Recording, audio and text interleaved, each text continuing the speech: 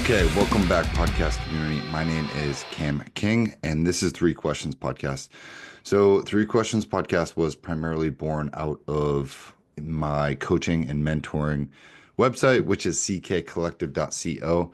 I've been doing that for the past 4 or 5 years, and it's not so much a life coaching service so much as when COVID happened, what I ended up doing was I applied to hundreds of businesses. I was previously a global new business director for a big advertising agency, and I got laid off like so many others. And I applied to a couple hundred jobs, didn't get one interview for a whole month. And I remember I was like, you know what?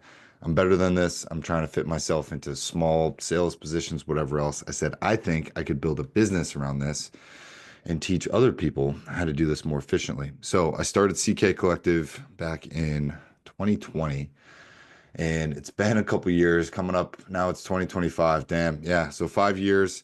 There's been a few gaps in the arena, we'll say, of just times where I've been away, haven't been able to work on stuff, but that is a topic for another day. Three Questions Podcast primarily came out of my first podcast, which was called Intersection Podcast. And the Intersection Podcast was all about personal and professional development, right? The secrets and the tools that others were using or had been through to allow them to learn the lessons. And those are really distilled in like a long content form, in a long content format. Uh, Eventually, I stopped doing that, and I said, I think I can do a quicker, hard-hitting episode, and thus Three Questions Podcast was born. I actually just took a 6-month hiatus off of podcasting simply because I felt my creativity was stifled. I was overburdened with a few other projects that were taking my attention. And now I'm at the culmination of all of that, where that the hardest stuff is sort of behind me. So I have more time for the podcast. I'm going to try to do 1 to 2 episodes a week. These will mostly be informal. I would love to get more guests back on the podcast as well, so we can get some things going and really get more expertise. I know you're not just here just to hear me talk. I do that enough on my TikTok content and on Instagram. So I want to get subject matter experts here to give their secrets about what's made them successful. So if you're a business owner, entrepreneur, you just want to come on and answer some good questions, please reach out to me. So without further ado, Three Questions Podcast. You guys know the format. It is 3 questions each. You get 5 minutes to answer one question. I'll do my best not to cycle through. Sometimes if I end a question early, it's simply because I have nothing else to talk about or really don't have any thoughts. So I try to keep myself in that timeline. I would like guests to sort of keep on that timeline because you're here to learn, to grow, to adapt. So I wrote these 3 questions down because these were 3 questions that I got from clients this week, where I was teaching them one-on-one coaching, mentoring, teaching them neuroscience, teaching them about anatomy, physiology, emotions, energy. I love teaching that stuff. So these questions were good, and I'll hop into question number 1. So question number 1, how do I not be a victim? I tell a lot of people, I think when you are a victim, you are giving away all of your energy. It is like a cup without a bottom. And when you choose to be a victim, we've all been there. Stuff happens to us and we feel bad for ourselves. You feel sorry. And I call it the Jennifer Aniston method. So whenever I am feeling like a victim, I do not give myself any more than 24 hours to feel like a victim. Anything else other than that, I'm starting to burden other people. I'm losing momentum. And if I experience this more than, I don't know, once a month, maybe this is happening once a week, I say, okay, there's a larger issue here at play. And that is really, really when I start to buckle down and journal so that I can get to the bottom of that. So how do you not be a victim? It's the same triumvirate that it's always been. You need to meditate. You need to journal. You need to spend time alone. You need to look in the mirror and go, what the hell is going on? What am I doing? Why am I doing this? Who is doing this to me? Is it my fault? And did I welcome this? And then you have to develop a plan. You cull anxiety with action. And a lot of clients I spoke to this week, they're all experiencing various levels of anxiety in different situations. I get it. The human experience is rough. But when you decide to act on something, that is when you stop being a victim. I was about to go to bed. It's 8:45 on a Tuesday night. And I was like, damn, it's been a long day. And I stretched for like 10 minutes. And then I looked at my bed and I was like, I think I got like 2 more hours of work in me. If I can just get a podcast or two out, if I can get a couple other things done on my to-do list, I can wake up tomorrow, have more clear space for creativity. I love that, right?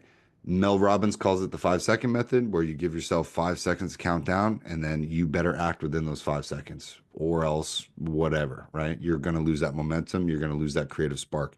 So, how do you not be a victim? It's deciding to act. Even before that, right?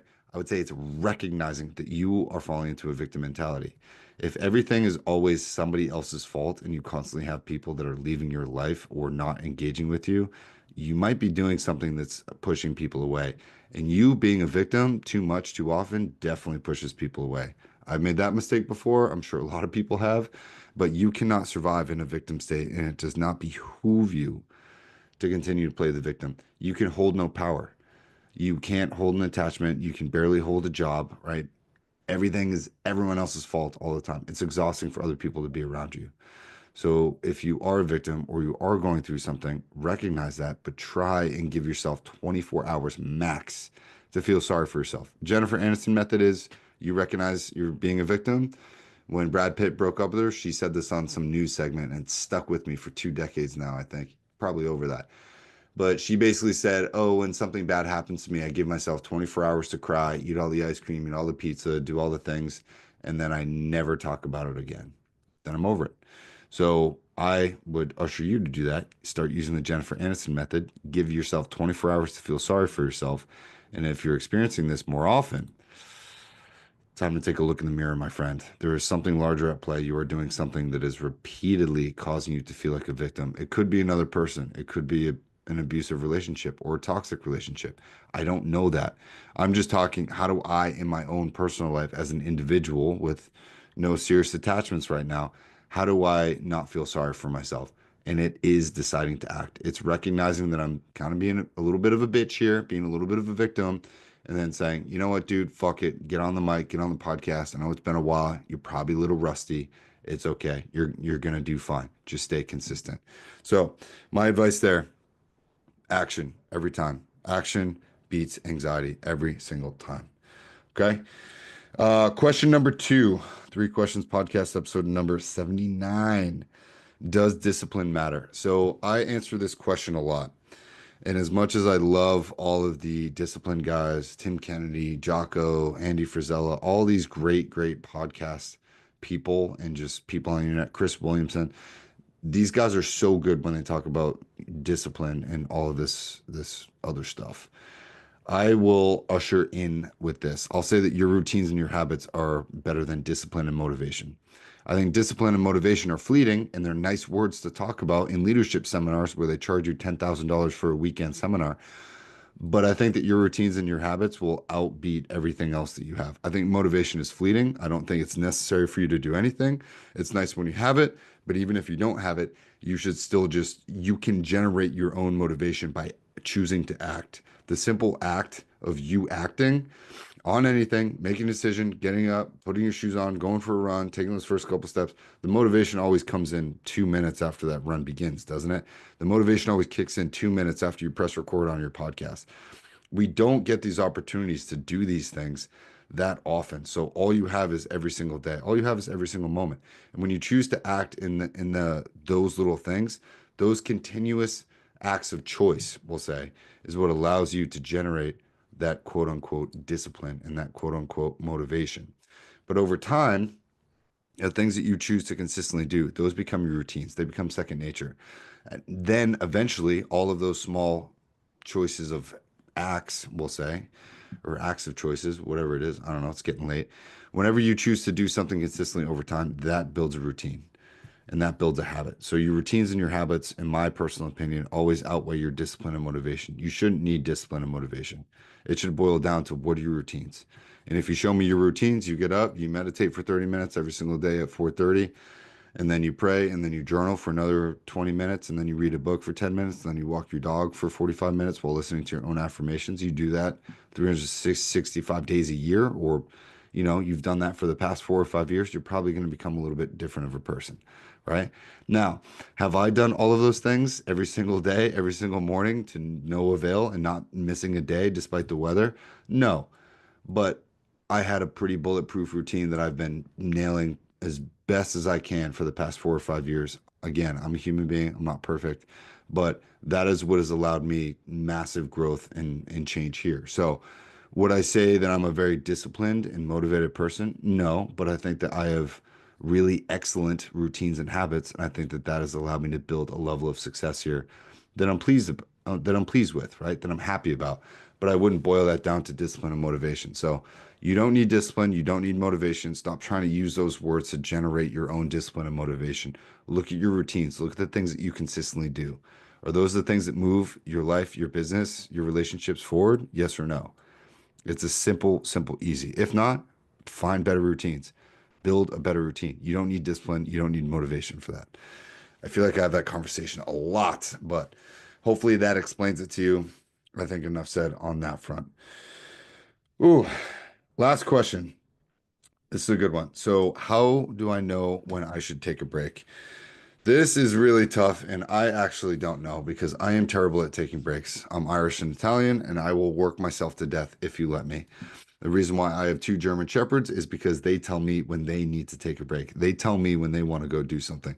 They are the best prompters in my life.